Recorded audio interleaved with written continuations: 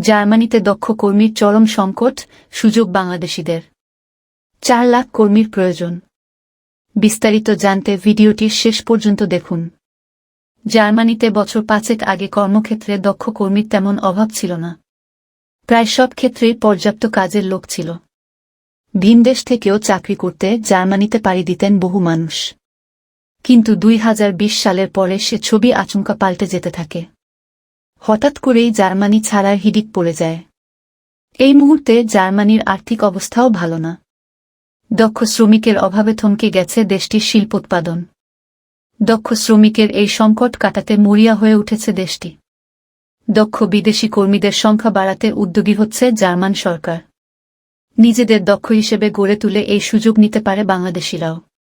জার্মানির president Frank Walter Steinmeier ও শ্রমমন্ত্রী হুবার্টাস hail বর্তমানে Vietnam সফরে রয়েছেন। সে দেশের সরকারের বিভিন্ন পর্যায়ের কর্মকর্তাদের সঙ্গে বৈঠক করছেন তারা। এই সফরে কিছু চুক্তিও সই করেছেন। উদ্দেশ্য একটাই, জার্মানিতে কাজ করতে যাওয়ার জন্য সে দেশের তরুণ প্রজন্মকে উৎসাহিত করা। জার্মান সংবাদ মাধ্যম ডয়েচে ভেলের DW প্রতিবেদন অনুযায়ী ভিয়েতনামি জার্মান বিশ্ববিদ্যালয় পরিদর্শনের সময় সেখানকার শিক্ষার্থীদের কাছ থেকে ব্যাপক সাড়া পেয়েছেন ফ্রাঙ্ক ওয়াল্টার। অনেকেই নাকি জার্মান সংস্থায় কাজ করার জন্য উৎসাহ দেখিয়েছেন। তাছাড়া ভিয়েতনামে প্রতি বছর বহু তরুণ-তরুণী জার্মান ভাষা শিখছেন বলেও জানিয়েছেন ওয়াল্টার। 2023 সালের শেষ দিকে জার্মান সরকার নতুন অভিবাসন আইন প্রণয়ন করেছে। ফলে সহজেই জার্মানির নাগরিকত্ব পাবেন অভিবাসীরা। আন্তর্জাতিক বিশেষজ্ঞদের মতে দক্ষ বিদেশি কর্মীর অভাব মেটাতেই অভিবাসন আইনে পরিবর্তন এনেছে দেশটি। নতুন অভিবাসন আইনের অধীনে জার্মানিতে 5 বছর বসবাস করলেই জার্মান পাসপোর্টের জন্য আবেদন করতে পারবেন বিদেশিরা। এমনকি ইন্টিগ্রেশন বা জার্মান সমাজে অন্তর্ভুক্ত হওয়ার জন্য অসাধারণ যোগ্যতা অর্জন করলে 3 বছরের মধ্যেই নাগরিকত্ব অর্জনের সুযোগ রাখা হয়েছে। ডয়েচ ভেলে জানায়, শুধু ভিয়েতনাম নয়, মরক্কো, ফিলিপিন্স, ভারতের মতো দেশগুলোতেও সফরে যাচ্ছেন জার্মানের বিভিন্ন মন্ত্রী আমলারা। জার্মানির ফেডারেল এমপ্লয়মেন্ট এজেন্সির তথ্যানুসারে সে দেশে বিভিন্ন ক্ষেত্রে চাকরিতে 17 লাখেরও বেশি শূন্যপদ রয়েছে। সমীক্ষা বলছে, এখন যে পরিস্থিতি তাতে জার্মানিতে প্রতি বছর প্রায় 4 লাখ কর্মীর প্রয়োজন। সম্প্রতি দেশটির শ্রমমন্ত্রী হুবার্টাস হেইল জার্মানিকে কাজের উপযুক্ত গন্তব্য হিসেবে প্রচার করতে ভারত, ব্রাজিল, কেনিয়া সফর করেছেন। বর্তমান প্রেক্ষাপটে শ্রম বাজারের চাহিদা মেটাতে জার্মান সরকারের কাছে বিদেশ থেকে দক্ষ কর্মী আনার প্রয়োজনীয়তা স্পষ্ট হয়ে উঠছে। একই সঙ্গে অনাকাঙ্ক্ষিত ও অনিয়ন্ত্রিত অভিবাসন কমাতে কড়া পদক্ষেপ নিয়েও আলোচনা করছে জার্মান সরকার ও দেশটির বিভিন্ন রাজনৈতিক দল।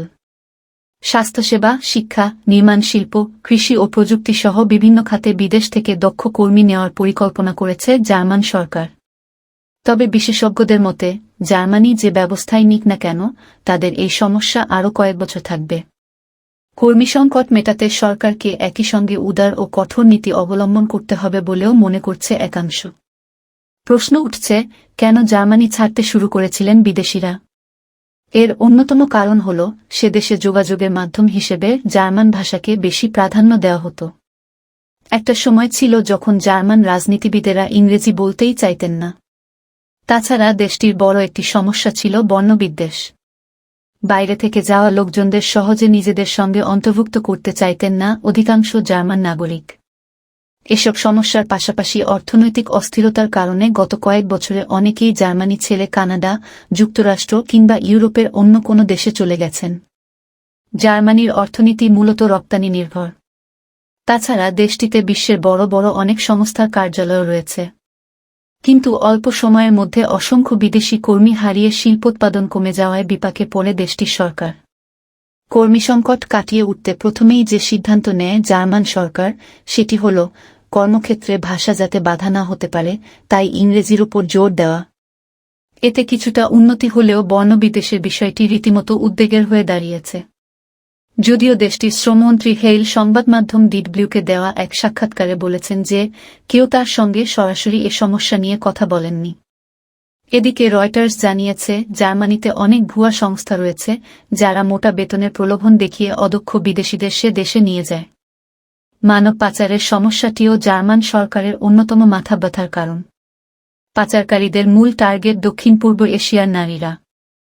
বিভিন্ন প্রলোভন দেখিয়ে তাদের জার্মানিতে পাচার করা হয় ও সেখানে পৌঁছানোর পর এই নারীরা বুঝতে পারেন যে তারা প্রতারণার শিকার হয়েছেন। এই কারণেও অনেকে জার্মানি এড়িয়ে চলেন।